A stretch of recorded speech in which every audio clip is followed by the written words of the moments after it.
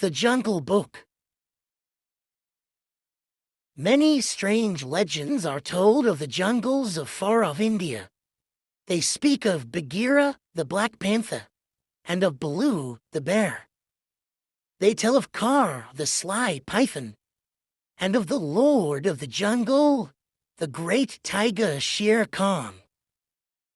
But of all these legends, none is so strange as the story of a small boy named Mowgli.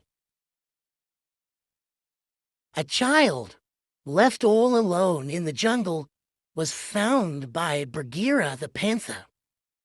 Bagheera could not give the small, helpless man-cub care and nourishment. So he took the boy to the den of a wolf family with young cubs of their own. That is how it happened that Mowgli, as the man-cub came to be called, was raised among the wolves. Mowgli had lived with the wolves for 10 years when the wolf pack called a meeting at Council Rock. "As you know," said Akela, the leader of the pack, "Shere Khan the tiger has returned.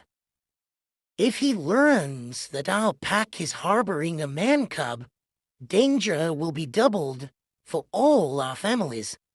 The man-cub can no longer stay with the pack." Out of the shadows stepped Bagheera the panther. "Perhaps I can be of help," said Bagheera. "I know of a man village where he'll be safe." So it was arranged, and when the greenish light of the jungle morning slipped through the leaves, Bagheera and Mowgli set out. All day they walked, and when night fell, they slept on a high branch of a giant banyan tree.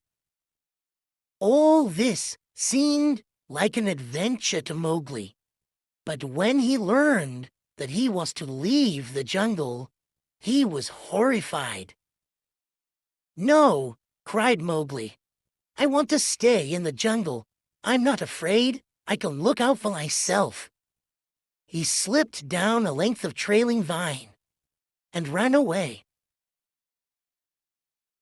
Mowgli soon met a bumbling bear named Baloo. Baloo played games with Mowgli and taught him to live a life of ease. There were coconuts to crack, bananas to peel, and sweet, juicy pawpaws to pick from jungle trees.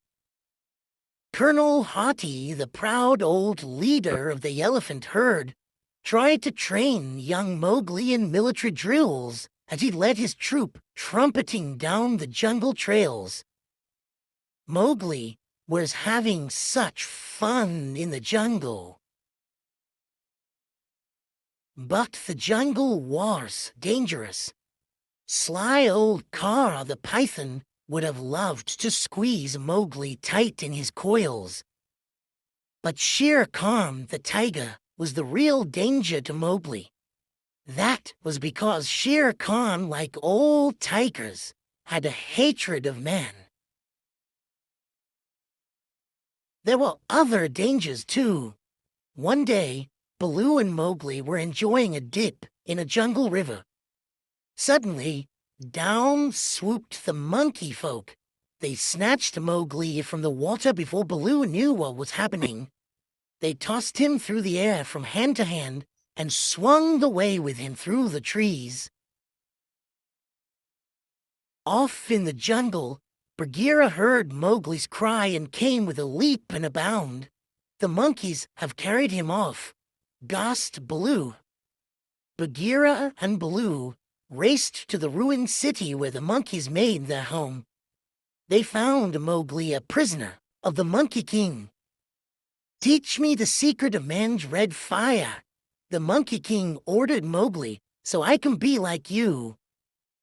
It took quite a fight for Bagheera and Baloo to rescue Mowgli.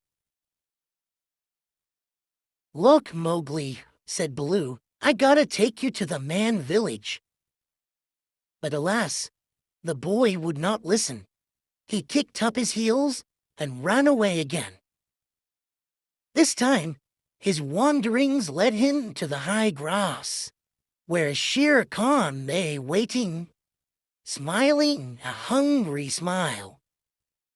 When Mowgli caught sight of the tiger, Shere Khan asked, "Well, man cub, aren't you going to run?" But Mowgli did not have the wisdom to be afraid. "Why should I run?" he asked, staring at Shere Khan as the tiger galloped himself to pounce. "You don't scare me." "That foolish boy," growled Bagheera, who had crept close just in time to hear Mowgli. Both Bagheera and Baloo flung themselves upon the Lord of the Jungle to save Mowgli once more. They were brave and strong, but the tiger was mighty of tooth and claw. There was a flash of lightning, and the dead tree nearby caught fire. Mowgli snatched the burning branch and tied it to Shere Khan's tail. The tiger, terrified, ran away. Mowgli was very pleased with himself as he strutted between the two weary warriors, Bagheera and Baloo. A little later, Mowgli reached the man village. From ahead came a sound he did not know. He peeked through a bush. It was the song of a village girl who had come to fill her water jug. As he listened to the soft notes of her song, Mowgli felt that he must follow the girl. He crept up the path to the village, drawn by the girl and her song.